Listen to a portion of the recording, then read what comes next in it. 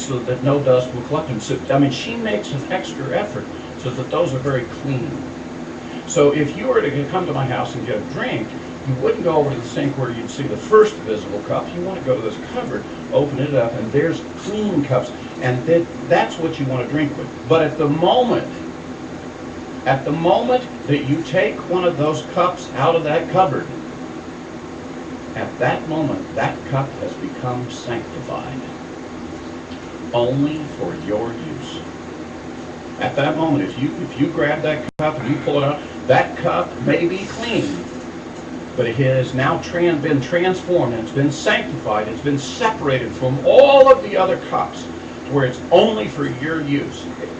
Have you ever been sitting at a table, ever had the experience of you're all arranged there, you get ready for dinner, everything's situated and so forth, and somebody gets a little confused at the table and they reach over and grab your drinking cup and drink from it. We'll just say, there was all the cups there, and he just reached over and he thought maybe that might be his, but he caught your cup. And you watched him bring it up to his mouth and drink from it. Even though it's your cup, are you going to drink from that cup any further? No. Why? Because that cup, which was sanctified for use, has just been profaned, and you're not going to be using it. Maybe they could use it again, but you're not going to be using it again. You're going to have to get another cup to do it. God is in the business of instructing you on how to be clean. Be holy like I'm holy. And then when God goes to use you as a fit vessel for the Master's use, at the moment that he lays his hands on you, suddenly you're sanctified. You're sanctified for his use, for that purpose, not for anyone else, you. It's a very powerful concept. It's the same concept that we use all the time. We use these same definitions even amongst ourselves, and being careful. In fact, if you see kids in the family swapping their forks back and forth and their drinks back and forth, mom is going to have a fit. I mean, she is going to be like the high priestess and bring out the book of Leviticus and teach you that's unclean. You're not supposed to do that, right? The old, most Americans, you drop the stuff off the thing and hits the floor, you pick it back up, you throw it in your mouth, the 10-second rule, and so forth.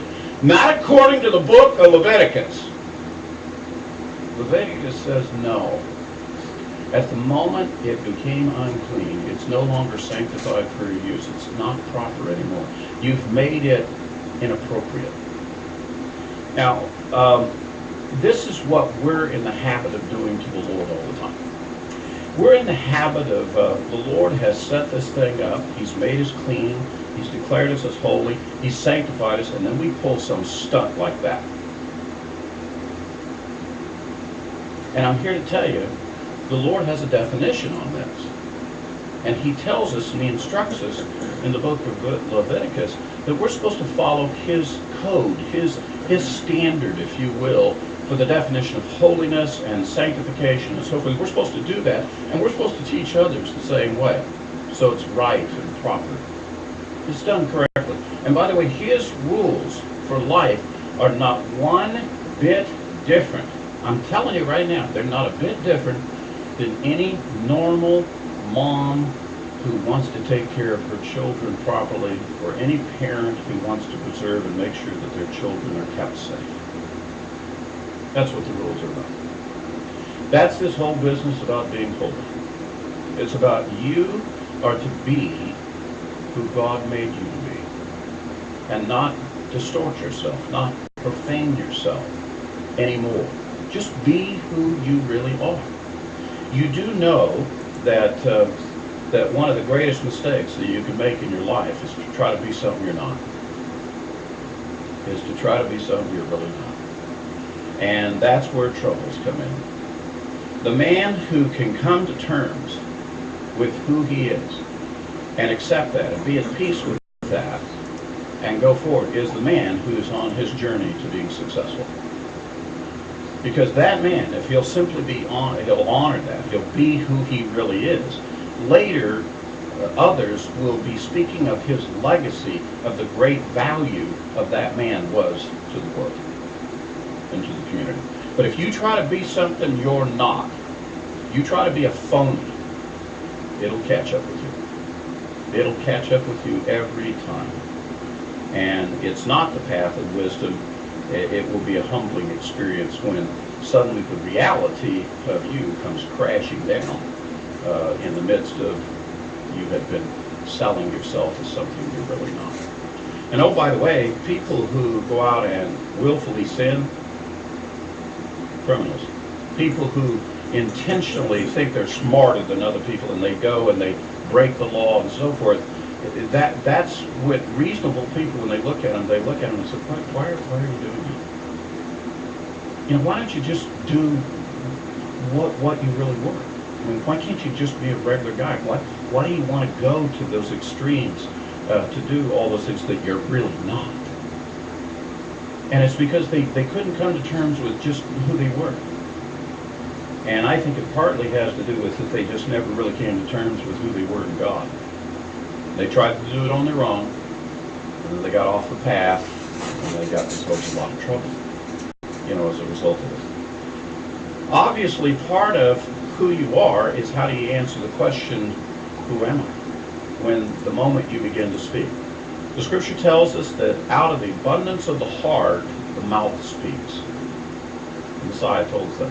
In other words, when you go up and you ask a person about themselves, they're going to reveal out of the abundance of the heart, they're going to talk to you. They're going to tell you things about themselves. There was a kind of a poor man's psychologist test that I learned in my youth that has turned out to be pretty insightful in terms of showing you about yourself.